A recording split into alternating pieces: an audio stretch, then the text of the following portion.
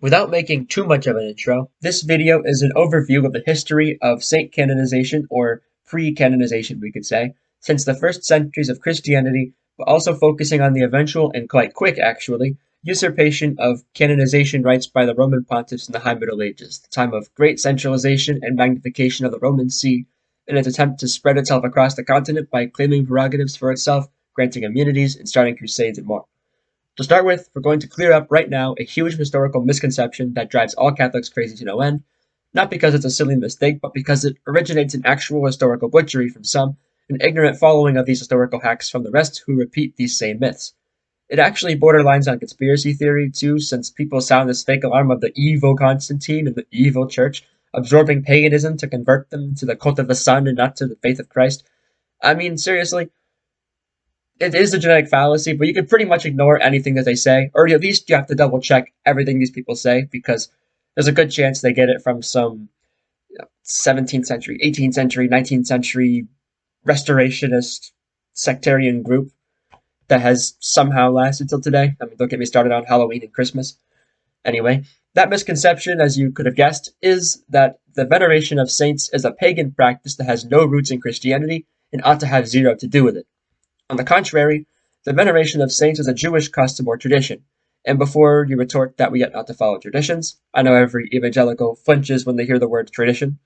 Tradition grossly means the things people do in a culture and or religion.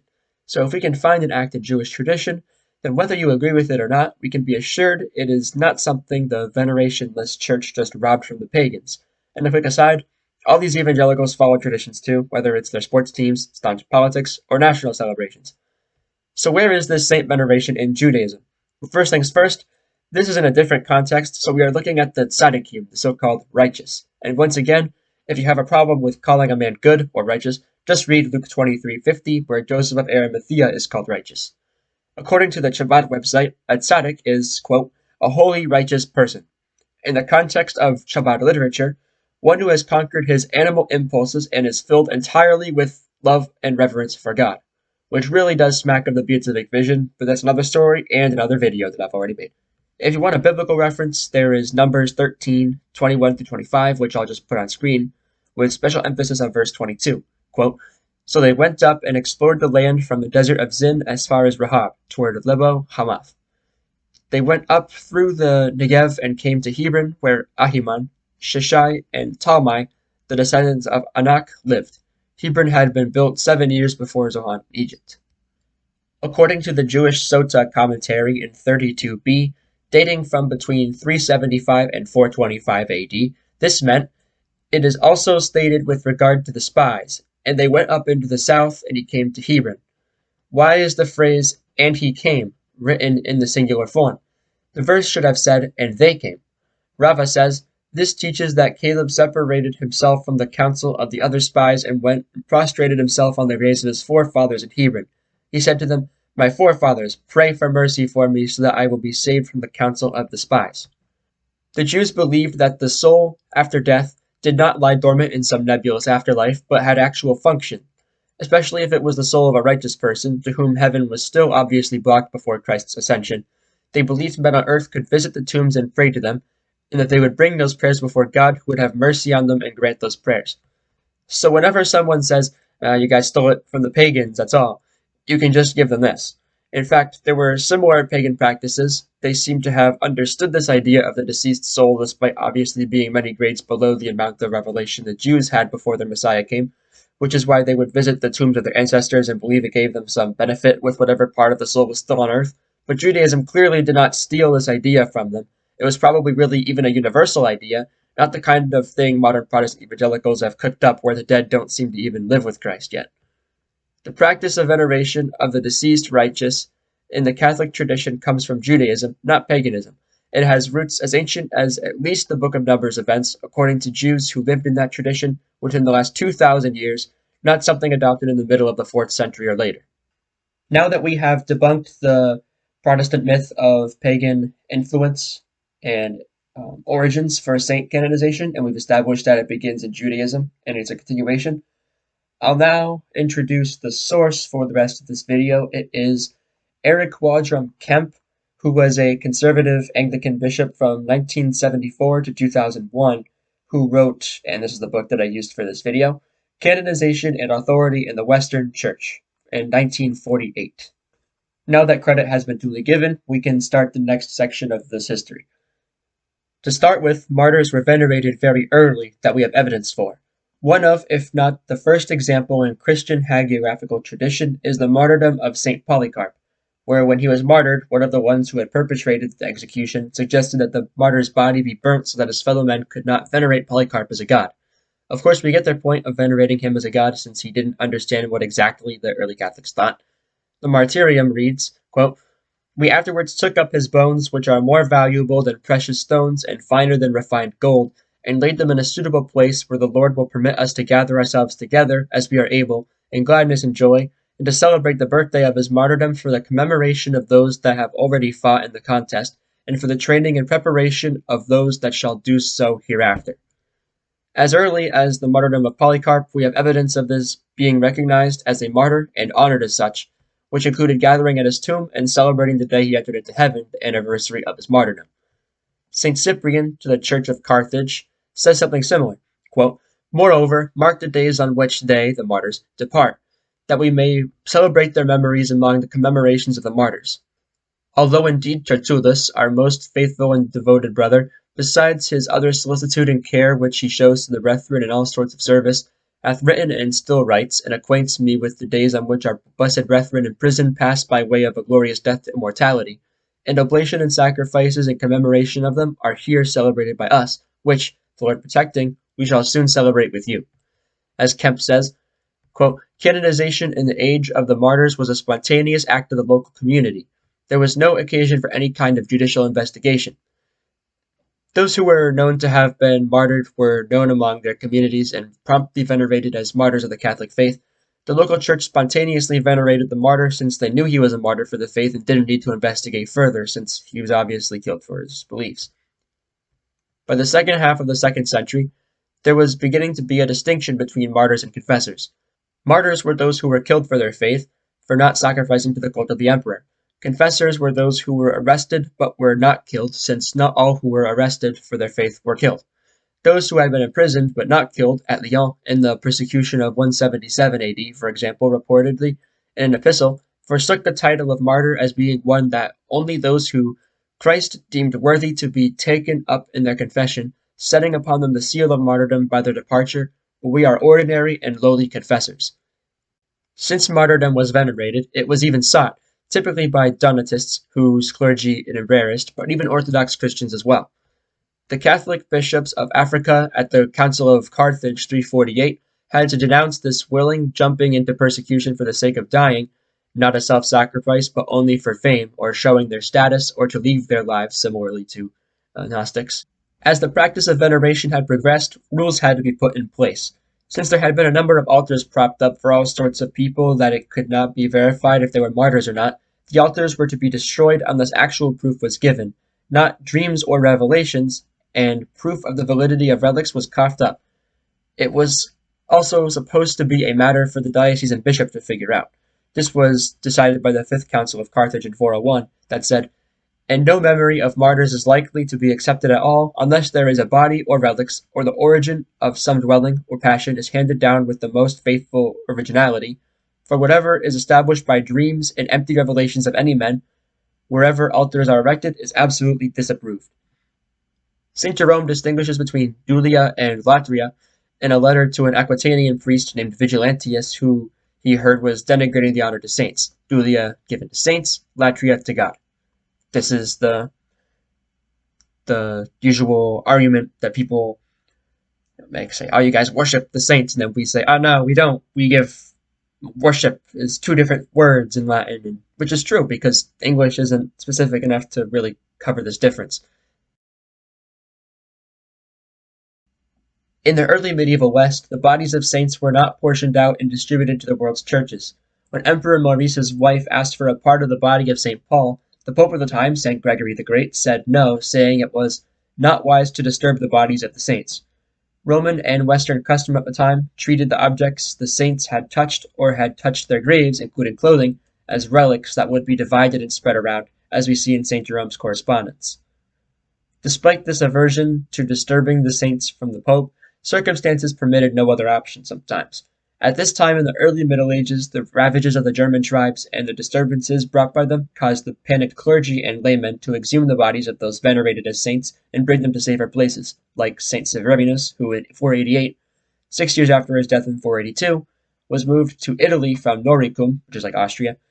Within Italy itself, many saints were moved into the city of Rome, which was seen during the Lombard invasions as a safe haven for the relics of the saints and their bodies. These translations would maybe cool off for a bit in the 8th century, but under the second invasions they started up again, with the Vikings in northern France giving the clergy and monks no other choice but to move the bodies of the saints to safer locations, where they could hopefully be brought back safely after the threat had been neutralized or dissipated. Not all translations were because of invasions, however. Kemp affirms it was violence only about half of the time that provoked translations, even during the biggest of invasions. The rest were only to honor the body of the saint, or better said, to recognize the deceased as a saint. The ceremony in question in Latin is called either an elevatio or a translatio. According to our sources, a lot of, probably most, if not all, of the translations are initiated due to a bishop, priest, or monk having a dream about the saint telling them to translate their body, or telling them where to look to dig up the body and put it in a place of honor, since where they were currently resting was giving them no rest at all. Here are 3 examples of the translation ceremonies that ultimately recognize the sanctity of a departed human being. Saint Ermenlant was the first abbot of Antrum, right by Nantes at the mouth of the Loire, on the island in the river in western France. He died around 720 and was given a normal burial in an oratory. One of the monks of Antrim reported hearing a voice at night telling him that Ermenlant ought to be translated to a place next to the high altar of the Basilica of St. Peter, and since that monk was a respected man by the abbot, he listened and translated the body as ordered. St. Gregory of Tours is a main source for 6th century translations, and even just in main sources, as anyone who studied this period knows. He tells about how at Langres the people were locally venerating a certain Benignus, which St. Gregory's kinsman, also named Gregory, rejected, saying, Nullo modo credebat sed magis ne ibidem adorarent fortiter testabatur. After this, he received a vision from Benignus, and straightway translated the martyr into a new building. Later on, a Passio Sancti Benigni was brought to Langres, where his details were learned further, or perhaps made for that event itself. Gregory of Tours' contemporary, Epergisil, Bishop of Cologne, heard of the murder of St. Malosus nearby, and now his body's location was never found. Epergisil then built a basilica for the martyr in the hope that one day his relics would be buried there. To that end, he prayed for a vision that would show where Malosus's body was, which was given to a deacon from Metz, who met up with Bishop Epergisil, whom he told where to dig, and the body was translated after they found it. This is not to say, by the way, that all of the supposed cults were given approval at the time. We can obviously deduce that those that did not make it would not have been very often recorded and remembered because, well, would they celebrate or commemorate that a saint wasn't venerated? The tale goes back to Gallo-Roman times, but still generally fits the reality of Gaul in both cases, excluding the new Germanic presence after the Frankish invasion. But Sulpicius Severus writes that St. Martin investigated whether a man venerated near Poitiers and Tours was actually a saint or not. Martin entered the temple, supposed to be that of a man of God. He prayed to God to reveal the man's identity, and suddenly a man appeared at his side, saying that he was a thief damned for his actions. The clergy nearby heard the voice, but saw no apparition, like St. Martin did. And thus, the basilica was destroyed, given not only the absence of proof of a long-standing cult, but also a divinely given vision or apparition. What can we take away from all of this? The matter of so-called canonization of a saint, whether a martyr or confessor, could be the business of a bishop, abbot, priest, or anyone really that had the influence to do so. The canonization amounted to a translatio or elevatio of the body, from being previously unseemly buried in the ground, now being buried in an honorable place with higher religious significance. There was no formal canonization here per se, and the approval of a bishop was not always necessary, but sometimes was used just because he was the one doing it, or to give more substantial reputation for the cause. When the bishops themselves met up in synods to decide on a canonization, there would usually be a 3-day fasting period prescribed by the synod that met. The sources again show that this practice was not something taken from the pagans, since the same people doing this, like St. Martin of Tours, were also renowned for demolishing pagan temples. Sometimes the new converts would bring their own superstitions in, or even, like in the case of some Irish saints, they could be pre-Christian figures, or maybe they began to venerate someone they shouldn't have without proper ecclesial authority, which the church would always handle. As it became acceptable to spread the bones of the saints around, some began to realize there was a market for this. One such man was a certain Deus Dona, mentioned by the chronicler Einhard, who split up the empire with his family and associates to either go to the Roman catacombs or to random cemeteries, in all likelihood, take the bones, and then bring them and tell fantastical tales about the saints they were supposed to be of, to whatever degree of veracity, to wanting clergy. As the empire began to go eastward and Christianization efforts already for a while required a relic in each altar, there was a heavy demand both in the fringes of the empire and in the heartland where churches were ever constructed. The bishops and priests of these areas would gladly purchase the relics brought from Rome and other Italian centers for their altars. The British clergy had their own purchases to make and did so often from relic mongers who went back and forth between Brittany and Britain. Whether these relics were really the true relics of those they were supposed to be is not really relevant for our discussion here, though. In his grand attempt to revive/emulate the universal Catholic Empire, which was the political endgame of medieval emperors, Charlemagne held a number of imperial councils to regulate religious affairs. Such a floating universal institution could be further universalized liturgically and culturally to reach the goal of a city of God on earth. One such council was that of Frankfurt in 794, which proclaimed, quote, that no new saints be worshipped or invoked, nor their memory be erected in the streets, but that only those should be venerated in the church who have been chosen by authority, passion, or merit of life. The second capitulary of Thionville, 805 to 806, says, of churches or saints newly discovered without authority, unless they are venerated at all with the bishop's approval, without prejudice also to canonical authority concerning this in all churches, which is our first clue that the approval of the bishop was required for the veneration of a saint. As for canon law, in 774, while visiting Rome, the Pope Hadrian I gifted to Charlemagne the collection of canon law of Dionysius. Many of these canons were reused in the Admonitio Generalis, a general instructions for the Carolingian Church to achieve the universal goal I mentioned. A couple of the canons concern the topic of saints, as we'll see. Canon 50 of the Concilium Africanum, which appears as Canon 42 of the Admonitio Generalis given to Charlemagne, says, bishops, likewise, in the same, that false names of martyrs and uncertain memories of saints should not be venerated. An 811 document, Capitula de Causis cum Episcopis et Abbatibus Tractantis, Chapter 7, says, quote, what is to be said about those who, as if for the love of God and the saints, whether martyrs or confessors, transfer the bones and relics of the bodies of saints from place to place and build new basilicas there, and most urgently urge whoever they can to deliver their things there. He indeed wants to appear to be doing well, and to be well deserved with God because of this deed, whom he can persuade the bishops. Let it be clear that this was done so that he might attain another power. Which was another condemnation of a common dirty practice of promoting the cults of saints by translating them from place to place to make buildings that either pilgrims or nobility would give their belongings to in veneration. This condemnation is similarly present in the 813 Council of Worms, which says, let the bodies of the saints not be transferred from place to place. Furthermore, let no one presume to transfer the bodies of the saints from place to place without the advice of the prince or bishops and the permission of the Holy Synod. On paper, only with episcopal permission should a body be translated, and it should only happen once, maybe twice, we could assume if need be, but not doing it just to do it with an obvious lucrative ulterior motive. This canon was only repeated in the Council of Worms, which means we can guess that this was more of a problem in Germany, a land in the beginning stages of Christianization at this point, especially rurally. I'll also add that these were cases where an already translated saint was being transferred, not a case of people just willy-nilly making saints by translating random bodies to get cash. This was also not at all a condemnation of the practice of saint veneration, it was just a condemnation of a malpractice within that tradition.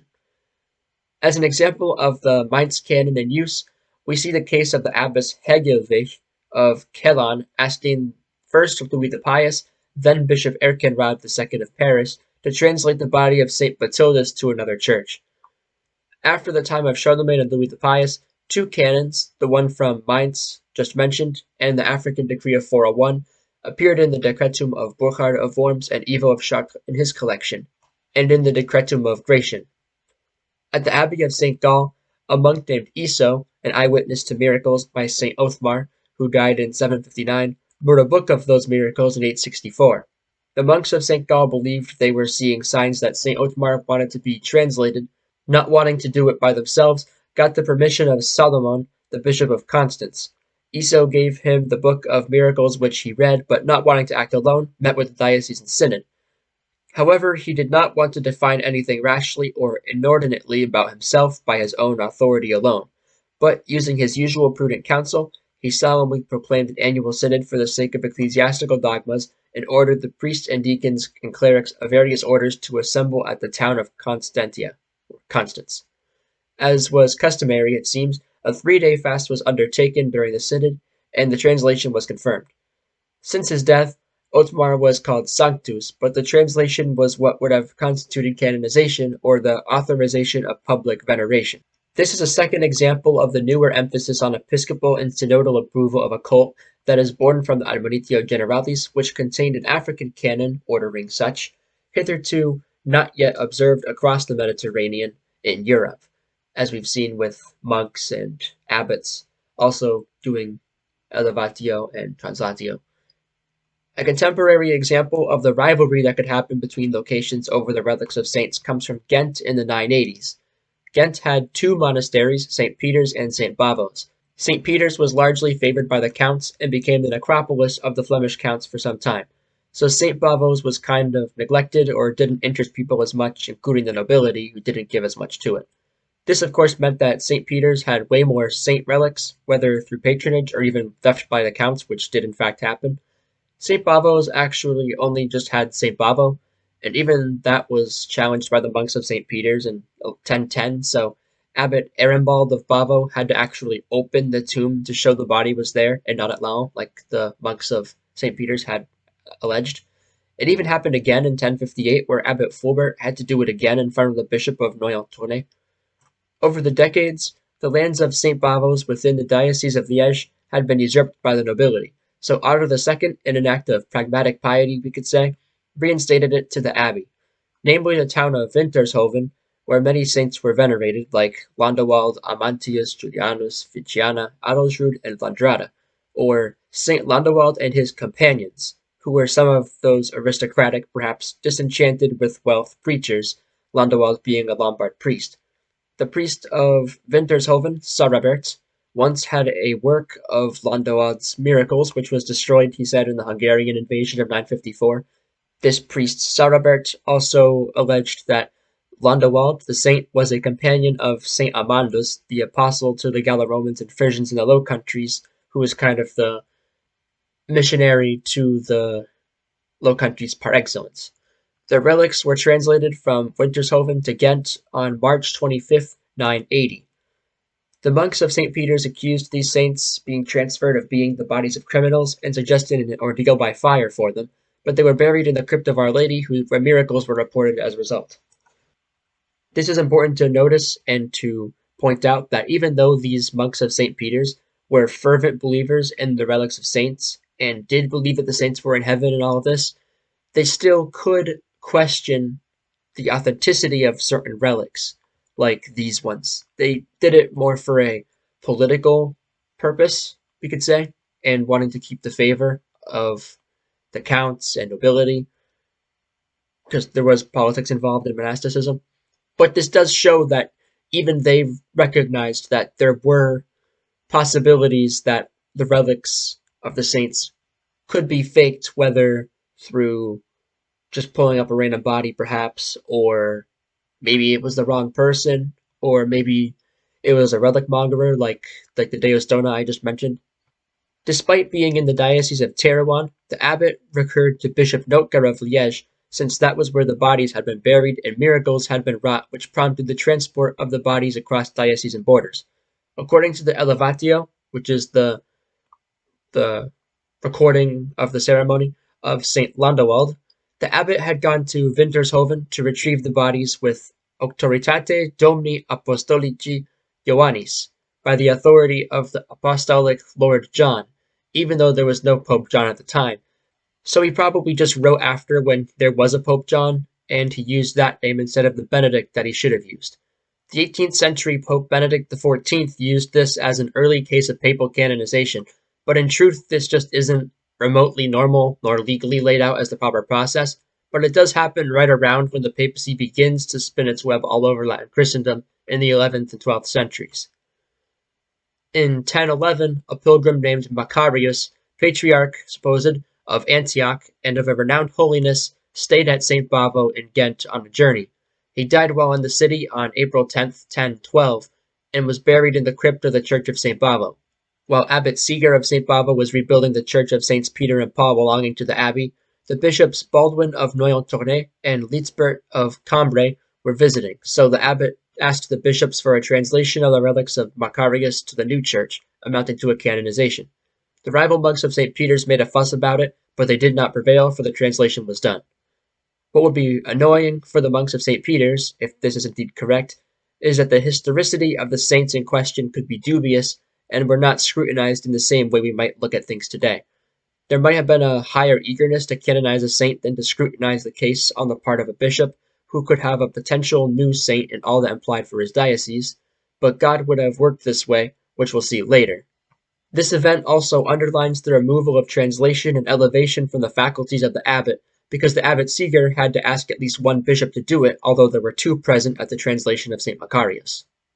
The abbot Adelhard of Corbie, an abbey in northern France, died in 827. The abbot Richard, ruling 1016 to 1048, believed Adelhard was worthy of a translatio. He sent to the Pope. Hence, having sent envoys, he was not only permitted to receive a blessing from Pope John, who at that time was the vicar of St. Peter in the pontifical hierarchy in Rome, but was also commanded by apostolic command, which he would have done willingly and without being ordered to do. Abbot Richard did not feel himself obliged to approach Pope John the 19th for permission to do this translation. We actually have no apparent reason for him to ask, nor do we have any reason why the Pope commanded it.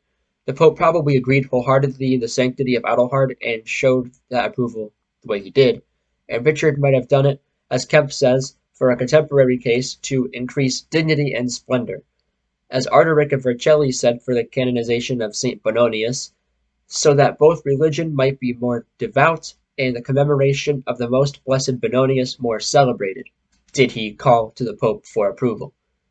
At the time of the translation, the Bishop Fouque of Amiens was apparently busy, so he swapped himself out for Drogo of Terouanne, whose diocese was just to the north. So while the episcopal oversight of the translation process was once again demonstrated, a substitution was also acceptable.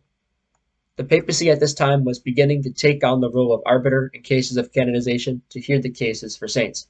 Obviously, not every saint's case was presented, since if that were the case, we would have more than the handful we have for the years of the beginning of the Reformed papacy, of about 1050 to 1100. But the papal standpoint rests solidly with this response of Urban II to the monastery of Quimperlé in Brittany, in rejecting the abbot's petition for the canonization of presumably their old abbot Orlu. For no one should be included in the canons of saints unless there are witnesses present who attest to the miracles he has seen with their own eyes, and it is confirmed by the general assent of the full synod. Arnulf of Soissons was made bishop of that city, Soissons, in 1087 by Pope Gregory VII. Arnulf died in the monastery of Oudenburg in Flanders, after which his life was written by the abbot of that monastery, Hariulf, in 2 books, which were completed in 1114. For this and most previous translations, after the initial era of Martyrs, a book would be made including the life, virtues, and miracles of the deceased in question. Included in a compilation were 3 letters to the Bishop of Noyon-Tournai, Soissons, and Reims on the subject, and in 1121 a 3rd book was added to the collection by Bishop Lisiard of Soissons. At the council held by Calixtus II, Pope Guy de Vienne, brother-in-law of Count Robert II of Flanders, the Pope himself was ill or busy at Beuzon for a few days, during which the present bishops were to meet. Bishops Lisiard of Soissons and Lambert of Terouanne went to Archbishop Ralph of Reims to say that it was unjust that such a great man as Arnulf would still lie in the bosom of the damp earth. Ralph answered, "But be assured, he did wonders, he lived justly. I do not say that he should be relieved, unless the grace of God gives testimony through clear signs from heaven. The Roman Church is present, the Lord Pope is present, Let this matter be referred to their knowledge, and let us follow their examination from there. Nothing came of the translation yet, though. It also doesn't show a necessary passage through papal approval, just through miracles, but acknowledges that the Pope is nearby and he should be asked. But make no mistake about it, this is the early 12th century, which means the Pope is far beyond the head of Latin Christendom already. A year later, in October of 1120, the Archbishop of Sens, Lambert, and 12 other bishops gathered. Lambert and Lisiard proposed the translation of Arnulf of Soissons again. Ariulf had shown up with his two first books, the third was yet to be written. He presented the books to the bishops gathered, saying, "But let your holiness hear my judgment, for if he were to rest in the diocese entrusted to me, he would not lie on the ground for a long time." Then the Bishop of Chalon, William of Champeaux, took the books and said to Bishop Lambert, "My lord, what more do you seek? Without this book, the testimony of the Lord Bishop of Soissons and his clerics is sufficient for you." Geoffrey, Bishop of Chartres, said, "Lord of Tournai, I tell you in truth, if the Lord had done such things even once regarding any of my predecessors, I would not have consulted the Pope, the Legate, or even the Archbishop, but with all constancy I would have exalted the saint of God, as he is worthy." The Bishop of Chalon also concurred that the body should be elevated, but Lambert did not want to only take the bishop's advice. He still wanted to bring it to the papal legate Conan of Praeneste and the archbishops of Reims and Tours, who were elsewhere in the building but not at the meeting just described. And when he did, they replied, "We fully accept the authority of your judgment, and we strengthen the decree of your consent." So on May 1st, 1121, Lambert finally translated the body of Arnulf of Soissons. Canonization, if we can call it that, rested on the bishop in whose diocese the body of the supposed saint of miracles was happening. Apparently Lambert was still apprehensive, in case he was translating a body that didn't actually belong to Arnulf of Soissons, but when his tomb was opened, there was, according to the report, a tablet buried with him relating his wonderful deeds while alive. The case of Arnulf of Soissons is also an interesting case because it shows that the bishops of the Council of Beauvais, the second council I mentioned, did not think it necessary to have any higher authority to confirm the decision. The papal legate just happened to be there, so it doesn't mean that Bishop Lambert was seeking him out specifically, and if he weren't there, would have found another legate to ask. Another interesting thing is that on an island called Chauvin, the people there obtained some of the relics of Arnulf from Oldenburg and made a church with his relics in the altar, sub titulo Sancti Arnulfi, where he is referred to as a saint, and this was all done before his body was even translated, taking preemptive action in canonization, which was not exactly canonical, because at the time the bishop should have done it. This lack of necessity of the Pope's hand in canonization, as seen by Lambert's colleagues and probably by Lambert himself, was not shared by everyone at the time. Godehard, the abbot of Hildesheim, had tried to canonize his predecessor Bernward of Hildesheim, who you might know from the whole Gandersheim controversy. But Godehard died in March 1130 before he could do so. But according to a chronicler, Bernard, the successor of Godehard, wanted to have Bernward, his sort of like double predecessor, canonized, and he decided that the Pope at the time, Innocent II, was the only one who should do it. Quote, "But since canonical censure was imposed because of the illusions of demons which frequently occurred in the Church of God in such cases, it was decreed that no one should be canonized without apostolic authority and the life of the person confirmed by authoritative men. Strangely, there is no evidence of such a decree that only the Pope should do canonization, so Kemp speculates it comes from Bernard's and his colleagues' collective opinion.